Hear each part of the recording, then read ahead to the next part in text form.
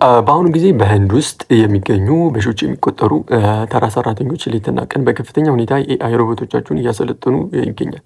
ነገር ግን የሚያሳዝነው እውነታ እነዚህ ሰራተኞች እያሰለጠኗቸው ያሉት ሮቦቶች ነገ ጠዋት የገዛ ስራቸውን ሙሉ በሙሉ ነጥቀው ከቤት የሚያስቀሯቸውን ማሽኖች መሆኑ ነው። በህንድ ውስጥ በርካታ ወጣቶች በትላልቅ ኮምፒውተር ላቦራቶሪዎች ውስጥ ተቀምጠው የኤአይ መረጃዎችን የማብራራትና የመለየት ዴታ ሌብሊንግ ስራ ይሰራሉ። ለምሳሌ አንድ ሮቦት እቃዎችን እንዲለይ፣ ልብሶችን እንዲያጥፍ ወይም ፋብሪካ ውስጥ በራሱ እንዲንቀሳቀስ ለማድረግ እያንዳንዱ ምስልና እንቅስቃሴ በሰዎች እየከፋፈሉ ለኮምፒውተር ያስረዱታል። ማሽኑ የሰዎችን ተፈጥሯዊ እንቅስቃሴ አይቶ ሙሉ በሙሉ እንዲማር የራሳቸውን የዕለት ተዕለት ክህሎት እና ጉልበት እየመገቡት ይገኛሉ። ታዲያ ይህንን ስራ ለምን ይሰራሉ? ለእነዚህ ሰራተኞች በአሁኑ ሰዓት ይህ ስራ የዕለት ጉርሳቸውን የሚያገኙበት ጥሩ የስራ እድል ነው።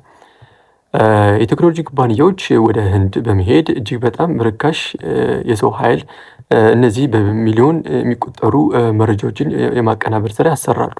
ሰራተኞቹ ዛሬ ለሚያገኙት አነስተኛ ክፍያ ሲሉ ማሽኖችን ቢያስተምሯቸውም ማሽኖቹ አንድ ስልጠናቸውን ጨርሰው ሙሉ በሙሉ መስራት ሲጀምሩ ግን እነዚህ ማሽኖች የሰዎችን እገዛ በፍጹም እንደማይፈልጉ የዘርፉ ባለሙያዎች በከፍተኛ ሁኔታ ያስረዳሉ። የኤአይ ቴክኖሎጂ እድገት የሰው ልጅ ህይወት ያቀላል ቢባልም እንደ ህንድ ባሉ ሰፊ የሰው ኃይል ባላቸው በማደግ ላይ ባሉ ሀገራት ላይ ግን በሚሊዮን የሚቆጠሩ ተራ ሰራተኞችን ከስራቸው ውጪ የሚያደርግ ታላቅ አደጋ አለው።